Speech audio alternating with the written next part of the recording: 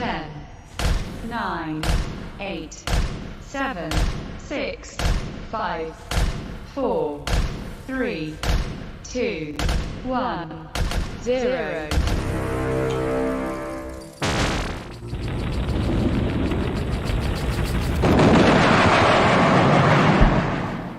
I did want to mention right off the bat that we have some great news, because just as we were going to that break, I was able to speak with our guest for today, and that is Steve Hayes of the Americans for the Fair Taxation. He's on the phone with us. We've been having, actually, throughout the entire break, had a great conversation with him. I think everyone's going to love this, and I want to make sure that we can hear him. Steve, can you hear me there? Are you asking me, Steve? Yes, Steve. Yes. Oh. You're faint, but I can hear you. Let me try and... I know I get this every so often. Either the system comes in too super high or it comes in super low. So it's one of those catch-22s. Well, I can hear you. It's just that you're fainter than you were before. Okay. Does it help when I'm talking into the mic? Help a little bit here? About the same, I'm afraid. All right. I apologize for that. Sometimes don't apologize. It happens. Yeah, it does. It's the technique. And I'll be able to follow you. I just was responding to your question, and that sometimes, if it gets too faint, then I'll signal you some way. But at this point, I can hear you. It's not a problem. Okay, perfect. Because you're coming across perfectly on our side. So good. That's one of the things I want to make sure for everyone out there. Before we start, Steve, what I want to do is I want to give you the opportunity. Please tell us what is the fair tax? What is the Americans for Fair Taxation? Well, the fair tax is a proposal that's been really in Congress since the late 1990s. It is a proposal that says we have a very broken and really not working for America way of collecting revenue for the government, which is based upon the income tax, personal and corporate, and it's based upon the payroll tax, which we all understand to be Social Security and Medicare, and it's a tax system that taxes consumption, because frankly, one of the things that I am amused by is when some commentator comes on and talks about a consumption tax, because any tax is a tax on my ability to consume and your ability, because unfortunately we can't print money like DC. And so if we have $100 and $20 is taken away in taxes, I don't care what you call the kind of tax, gas tax, income tax, Social Security tax, whatever, sales tax, you only have $80 left to consume. So it's a tax on your ability to consume. So what we do is we get rid of all those other taxes and we tax at the point of consumption, not as opposed to before consumption, which the income tax, payroll tax does, because they take it out before you get it. So we say we're going to give you all your money, and when you go make a purchase, you're going to pay a 23% federal retail sales tax on new, underline new, goods, and on retail services like getting your hair cut, getting your car washed. Those are retail services. So you're going to pay that on all of them you get. We have it set up just like the standard deduction now for the income tax for a married couple is $24,000. Which means you have to earn more than 24 before you start paying income tax. The fair tax has what we call a prebate, a tax credit in it, which says, for example, a family of 4 is going to earn $32,000 before they start being charged the fair tax. Now, they're going to pay fair tax on every purchase, but every month they're going to get a check for the amount of fair tax that would be on, let's just say, $2,600 a month, working that through. So what happens then is that the family of four makes an earnings of, say, let's just say 30,000, and under the Social Security, payroll tax, income tax, they probably pay no income tax, but they would pay Social Security tax at 7.65% on the whole 30, so about $2,200 in tax. Whereas under the fair tax, they would get all their money, they'd go out and make purchases, but they would not have been charged tax on that 30,000. So the lower income family is going to benefit because they're not taxed on their income until it gets to that point. And if they have more kids, of course, it's higher because it's all based on the poverty level as determined by the Health Welfare Department.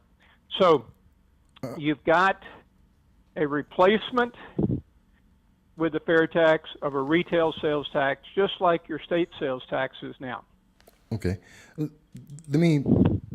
I know there's a question that always comes up. Actually, I think there's one from the chat room as well, but one question that always comes up, Steve, and I think needs clarification. We've heard, many people have heard about VAT tax or a value added tax, which is a model Right. that's used out in Europe. And I know when I have conversations with people about the fair tax, I've talked about taxes in general, this always comes up. And one of the big problems with a value added tax is, well, it's just passed through from the corporation to the person. So you wind up sometimes being double or triple taxed, and it's been added into the price of the product by the time the consumer gets it. And it's very unfair, especially on different income levels. How is the fair tax not the same as that? Well, it's a really smart question because a lot of people haven't really put it together that it is, in many cases, a value-added tax. They're simply adding it on to the retail price to you. I mean, that's the basis behind it. Well, the fair tax is a sales tax, just like the value-added tax is a sales tax. It's a flat rate, which unfortunately many value-added taxes are riddled with various different rates or deductions or fake deductions or whatever, that the industries have bought and sold in Europe. But they're both ultimately sales taxes. The difference with the fair tax is that none of that 23% is included at every step of production. It's only taxed at the point where it's sold on the retail basis. So it becomes very, very simple because instead of making all vendors and people who produce products of any kind, frankly, charge a value-added tax each time they do something, 90% plus of the operations in this country, along with all the individuals, never have to collect the tax. It's only going to be at the retail level. So I'm an attorney. If I do a will for someone, that's a retail service, I would collect 23% sales tax right there. It's very obvious, and its big point and the big difference is it isn't hidden in the price of what we have. And that's one of the great advantages a lot of economists have come to on the sales tax, is that it actually is very, very apparent to anyone making the purchase what the cost of government is. I mean, we've got all these arguments about, 90% pay most of the taxes or 80% or whatever. I mean, you see different numbers attributed to it. But what is true is that everybody is a consumer. So everybody in the country has an opportunity to see what the cost of government is multiple times a day through purchases. And I'm talking about people who are, my grandson, who wants to go get something at the store and suddenly it's going to be 23% higher. He's going to see the cost go up. And he's 4 years old. But at the same time, he wouldn't see the cost or the impact of the income payroll tax for 15 more years. So we've got a situation where the sales tax is simple. It's collected at the point of sale. It's obviously much easier to collect today than it was even 5, 10 years ago, because now we have probably in most states 90+%, maybe in one state I understand it's up to like 94% of the retail sales are made from about 8% of the merchants. And I'm talking about the big box stores, the Walmarts. I'm talking about Amazon. You know, these things are making it much more efficient and easy to collect the sales tax. So the fair tax is out there to eliminate the headache from people, to eliminate most of the IRS, because it's collected by the states who are already doing it in 55 or 45 states for themselves. So we piggyback on the mechanisms already in place, already very efficient, and we eliminate a whole level of bureaucracy, and we eliminate all of the complexity around the tax system and the uncertainty around the tax system. Because if you buy a building, it may be depreciable over 10 years, it may be depreciable next year over 30. If you buy a piece of equipment, same kind of consideration. Fair tax, if it's not for retail and you buy it, there's no tax. So you don't have this multiplication of taxes coming through, and that's why I don't think you'll find anybody that says prices won't be reduced anywhere from 10 to 15% of what they are today, because of all the savings that are built in, all the costs that are built into the price of goods of paying taxes. Because we all know the cost is simply passed on to the consumer, and if you don't do that, you can't stay in business. Well, true, absolutely. Let me ask you this, Steve, because you brought up something, actually two things that I find very interesting. One, because we were talking about value-added tax, whether or not it's on the final product, not through the process, so it's not passed through all the way. It sounds like, and I don't understand taxes well, so I could be wrong here, but the 23%, it sounds like instead of having it at each stage, that's why it's at the end on a retail product. But also, I would ask, a lot of people are going to hear 23%. They're going to lose their minds on this. To them, it's going to sound like a tariff. And they hear tariff, they hear bad for business, bad for trade. Can you address those two things? Well, let's talk about tariffs for a minute, if you don't mind. Absolutely. And the tariff situation is fairly complex, because you have countries that are trying to obviously benefit themselves. You have the Chinese, who have a tremendous problem of keeping their population, busy, keeping the prosperity going, and consequently they try to do what American companies used to do more so, which is create a problem so that nobody else can compete with them. In other words, they subsidize exports and they penalize imports unfairly. But the most basic unfair part of our economic system when it deals with trade is the income payroll tax, because if you are setting in all of our trading partners and you want to export to the United States, they all have value-added taxes, and they run from 10% to 23%. And what happens is, if you produce a product at, let's just say in France, and you want to export it to the United States, what happens at the border is that the exporter is given a credit for all the value-added tax. I think it's 20% in France. All the value-added tax that's included in the price. And so let's say it's a $100 product in France, including the value-added tax.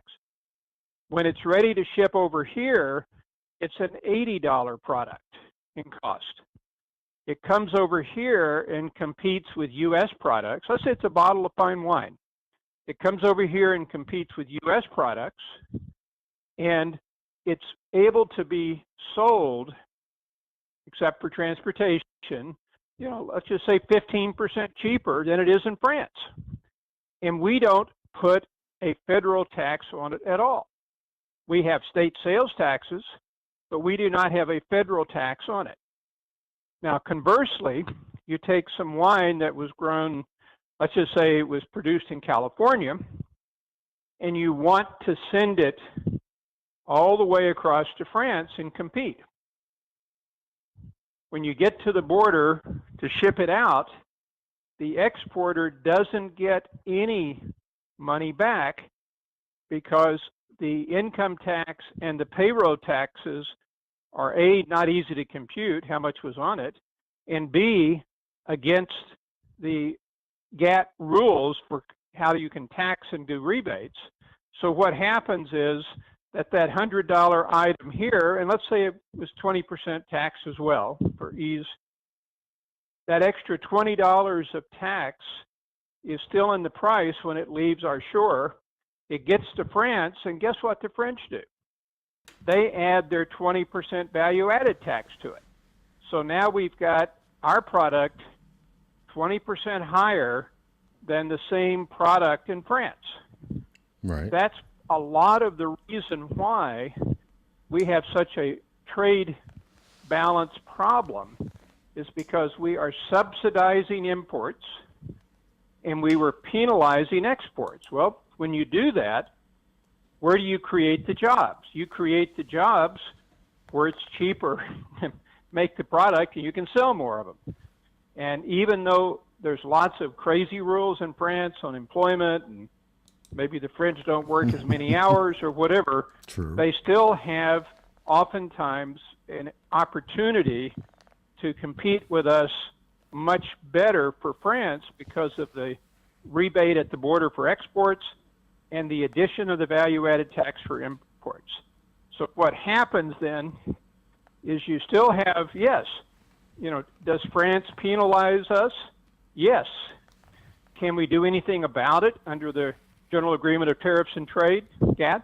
No, because they are using a tax that's used by every single one of our trading partners. We're the outlier. We're the only one that is stuck to this ridiculous tax system we have.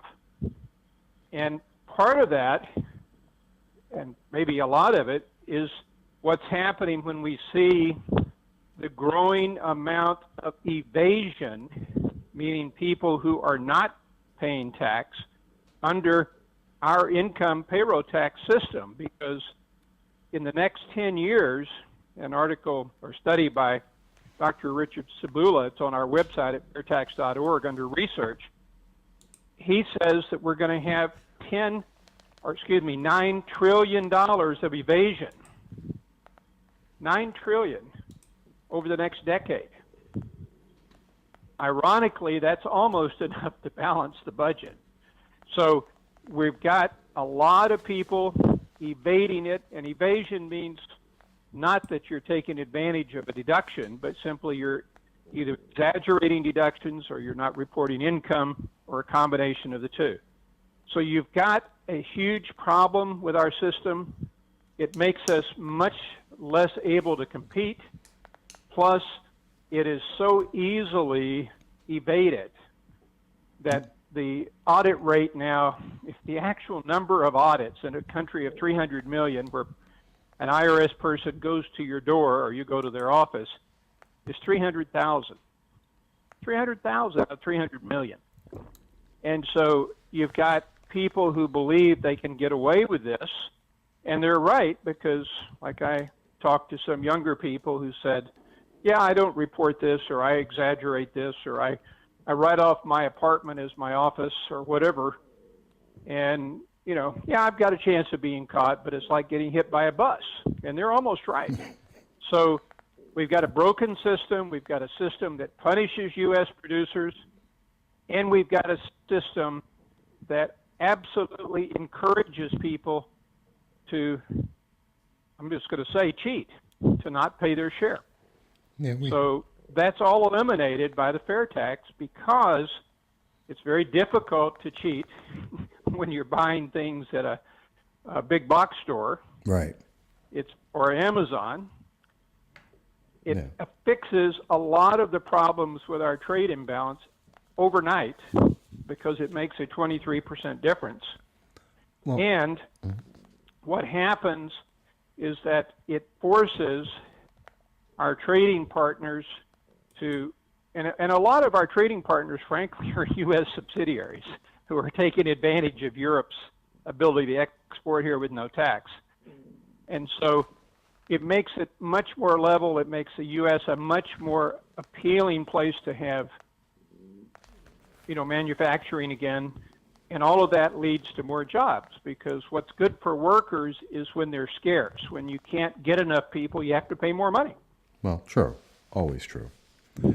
Let me ask a slightly different question, and I love the Sorry? fact, and I love the fact that you give such detailed questions, answers to these questions, because this is a big deal, and it makes a big difference to the nation, both because of our debt, because of our need for trade, and for our economy.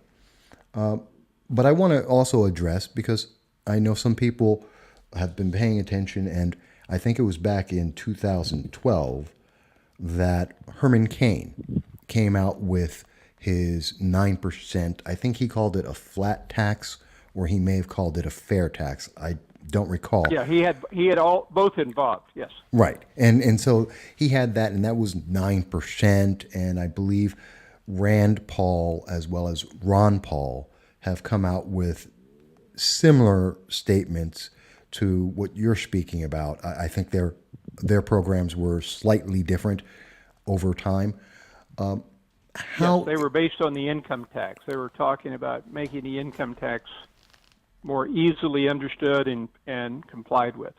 Right. So there are differences here between those, and obviously you're familiar with them. So, Yes. and I know some people confuse these, especially since we're going to 2020, and obviously the next election's coming up. This may be something that could be a conversation in 2020. What's the difference between those programs and yours? Well, the major difference between the both Paul's program and Steve Forbes, who I've been on panels with in the past, the main difference between their proposal is that they're talking about basing it on an income tax, payroll tax system. They do not eliminate funding the payroll tax through, payroll deductions. They leave that in place, and that, frankly, is the most regressive tax system we have, because, as you know, the payroll tax starts from $1, whether you have one child or three children or 15, and whether you make $25,000 a year or $125,000, you're going to pay the same rate, and it stops at $125,000. So one of the problems with the payroll tax is obviously the people that it says it's going to help the most are people who are being penalized the most. And the second problem with it is obviously when you base it upon a growing number of retirees, you're now down to what, 2.5 workers for every retired person. That's why it's going to go broke unless the rates really go up or benefits go down. So they keep that in place, but they base it on the income tax. And what I would, when I was on the panel with Forbes, he used to get upset with me because I'd always ask him, I'd have a copy of the 1913 tax return, and I said, isn't this sort of what you're looking to do? And he would have to say yes, because it was pretty much a flat tax. And he would then, and then I would say, okay, here's this 1917 return that Woodrow Wilson put through, and it goes up to 70%, and there are different layers and different deductions. But Steve couldn't really dispute that, because if he were the emperor and could put it in place and it would stay that way, then probably it made some economic sense, because he gave a lot of benefits for savings and other things. And economically, it probably makes a lot of sense. On the other hand, we know what Washington's going to do. They're going to start going after it. That's why there were so many thousand changes after the 86 reform. Of course. They get paid in the swamp to whittle away and take advantages away from one group and let the burden fall on others. Unfortunately, the burden typically falls on you and I, Michael, because Almost always. it's on the individual that it really falls. And they don't seem to mind because they're getting paid to protect industry A or industry B, and that means that we're subsidizing industry A and industry B, and we're supposed to be happy about that. Well, that all goes away with the fair tax because, again, you pass a tax that's uniform, that's applied across the board to all spending at the retail level. And it's only on new goods. You don't get taxed 3 times when you buy a used car. You get taxed only when it was new. So you've got a fair system. You've got an economically successful system, meaning that there are no economists now that argue that the growth of the economy wouldn't be much better. You've also got a system that encourages what our parents taught us, which was to save. You know, you only get taxed when you spend. You only get taxed when you spend on new goods. You basically have the ability to invest, and instead of being punished when you invest by having that money taxed when you earn it and then taxed again on whatever return it gets, it actually grows tax-free, and it's not taxed till you spend it. So we're going to have a lot of people coming into this country with foreign investment who want to take advantage of the fact that they're not going to be taxed on it like they would in their regular country. But the advantage to us is look at all of the growth and jobs that are created by this investment. It leads to more productivity. Productivity is like arm stock. It's just walking step by step with wage increase. So we're going to increase wages. We're going to make labor much more valuable. And we're going to have a lot more prosperity because we are now treating the United States as where manufacturing can afford to take place and where good jobs can afford to be created. All right. It's very interesting to hear this. There's so much information here to grab, and I know people should go to, and I've shown it before, the fairtax.org. That's your website that people can go and look at the research, learn more about this and how it applies to them and or their community, like only on new goods, not used goods. I know the chat room had brought that up. So that makes a big difference as well. And that's, I'm sure, something of interest for a lot of people, especially in the world of eBay and Amazon Prime and all that. But let me ask 2 questions. And we're short on time. We've got about 5 minutes or so. But Steve, let me ask first, especially looking at 2020, at this moment, do you know of, are there members of Congress, whichever party, and maybe both parties, maybe neither, I don't know, or maybe one of the third parties, are there members of Congress right now or in the White House that are proponents of the fair tax? We've got over 45 sponsors of the bill in Congress. So there are members. We've got a president who said some very good things about the fair tax before he was elected. In fact, we know he knows about it because some of his campaign advisors were used to work with fair tax supporters. Sarah Huckabee Sanders' father, Mike Huckabee, is a big advocate of the fair tax, and often on his program that he does now, or the programs he's done, he'll have a little monologue where he endorses the fair tax. He'll take some outrageous situation that happened, and he'll say, look, we get rid of all this silliness if we go to the fair tax. So does he know about it? Absolutely.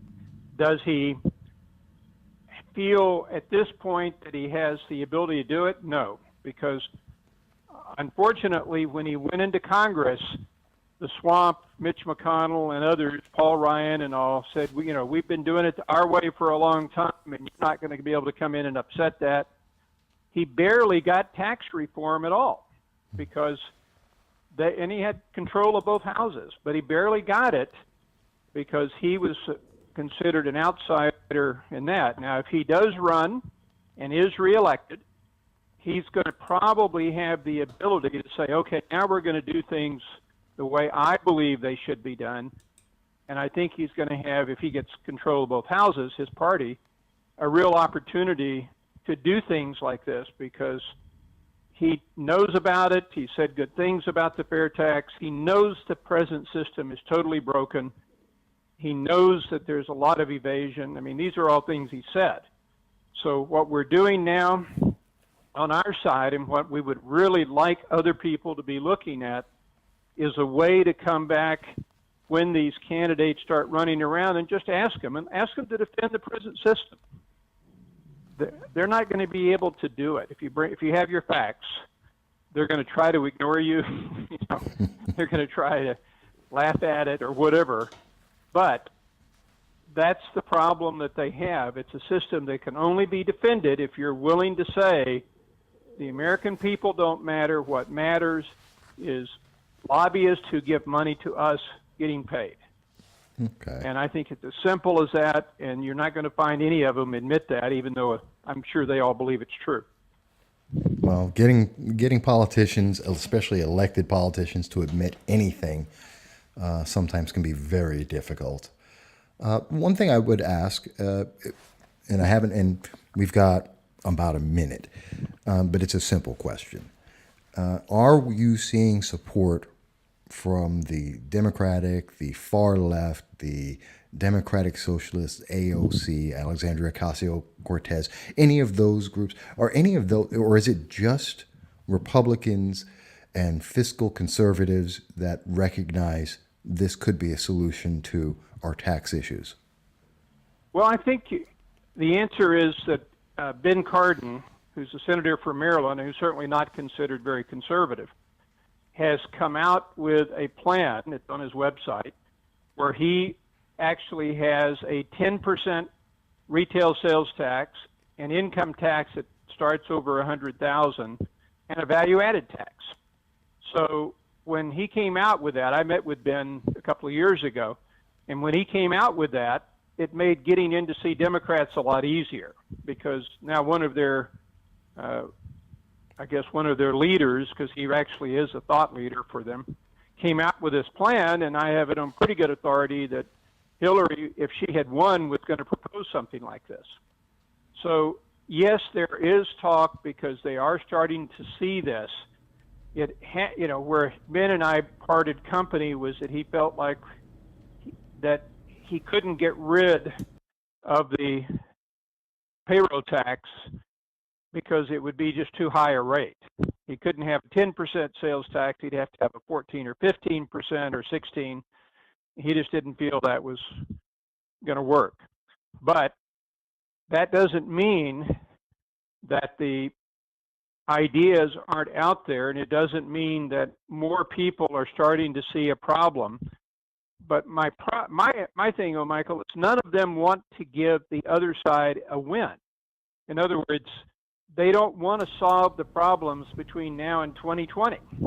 True. Because they want to be able to point to Trump, if you're a Democrat, and say, boy, he's really messed this up. And they don't want to let him have any successes going into 2020 that they can avoid. That's why Schumer was publicly boasting about the fact that he had torpedoed some of the things that were in the Tax Reform Act so that Trump wouldn't be able to have as big a win. I mean, that's so evil in my mind, because he's saying he doesn't want to help the American people. He just wants to beat Trump. Well, that's the way they think up there. Sadly. And that needs to change. I wholeheartedly agree with you on that, Steve. We can all have differences about how we want to help America, but we should never actively not help America because of our differences. That's just, I agree with you wholeheartedly on that. It's one of the things I rant about on a regular basis. But I do want to thank you, Steve. We've had a lot of conversation, and you left it off on something that I would love to pick up on.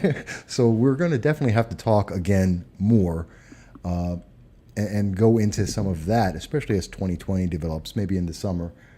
talking more about what we're seeing, especially as we see more of who's actually going to be running and what they're going to be running on, if that sounds good to you.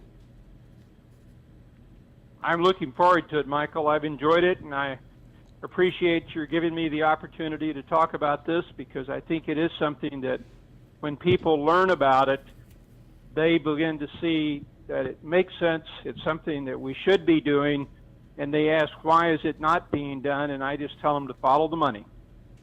Always. That seems to always be the answer when it comes to politics. All right. Yes. Steve, I thank you for the conversation today. As I said, I'll shoot you out an email. We'll stay in touch, and we'll get you back on as soon as possible. But I want to thank you for taking the time here today and spending a little extra time than we expected. Oh, by the way, you also got from the chat room, you got a compliment. One of the individuals there mentioned that you look cute. and Thanks very much for having me on. I look forward to doing it again. Absolutely. Thank you. You have a great day. Okay. Thank you. All right, folks. And that was Steve Hayes, who is with the Americans For Fair Taxation. And you can go to his website, which is the fairtax.org, and you can learn more information about it there. I thought it was a very interesting conversation on the subject, and really getting a lot of different viewpoints. And hopefully, I hope you enjoyed the questions I asked, trying to clarify some of the things that sometimes is very confusing about flat taxes. Has it been offered before? Who's supporting it out there? How does it affect affect business? And how does it work? And whether it could be good for the economy or not. These are all important questions, and we need to ask them. Now, I know we need to take a quick break, and I'm going to come right back. Hello, everyone. Thank you. This is Michael, the host of No Soundbites Allowed. And we hope you had a chance to check out some of our videos. But we also want to invite you every Tuesday, every Thursday, starting at 1 p.m., and again on Saturday, starting at 12 noon, to join us at the Exceptional Conservative Network, where we will be live talking with authors, politicians, candidates, and other pundits that are helping to shape our government and our lives. We want you to be there too, and let us know what you think. But of course, if you can't make it, we understand, and that's why you can always go. You may also like some of the videos we've done in the past, or you can go and check out whatever is our latest video. But no matter what, we're looking to hear from you. So do leave us a like or a comment, and if you can, please don't forget to subscribe. We'll talk to you again soon.